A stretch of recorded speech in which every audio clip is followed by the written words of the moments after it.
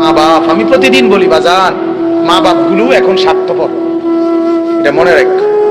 মা বাবাও ওনার আগের মতো নাই, মা বাবাও তোমারে দুইয়া খাওয়ানোর বুদ্ধিতে আছে। এইটা হলো হিসাব। মা বাপের কথা হইল তুমি নামাজ পড়ো আর না পড়ো, তোমার আখেরাত থাকুক বা না থাকুক, পয়সা কামাই করো। সোজা কথা, হয় বিদেশ যাও, নাহলে বাইক কি করো থাইকা এলাকায়, বা জিডাই হোক টাকা কামাই করো। পয়সা কামাই করতে পারলে মা বাপের আর কোনো কি নাই, আলাপ সালাপ নাই। এই মা বাপ স্বার্থপর মা বাপ, স্বার্থপর মা বাপ, আমার ফতুয়া।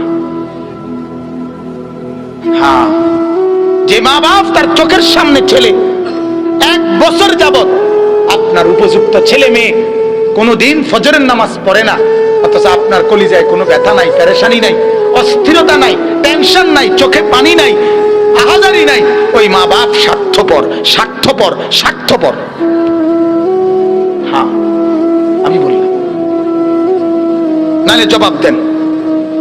টার্গেট একটাই, বহুত পয়সা কামাও, বাইক বিল্ডিং করো। তোর জ্যাডা কইছে জমি আমি বেচবো, টাকা পয়সা আগের থেকে বাইল করে না রাখলে আমরা যে কোনো সময় ফট করে বেচ চালাইতো চাইলে, যদি টেহার মিল না থাকে তো মানুষের থেকে বেচ চালাইব। কাজে টাকা রেডি রাও, তুই যা বিদেশ টেহা মিল করে রাখি, যাতে তোর জ্যাডা কইলেই জমিটা কিনা লাগে। ঠিক কিনা বলেন না? হ্যাঁ, ভিট বাজারের ভিট কথা কই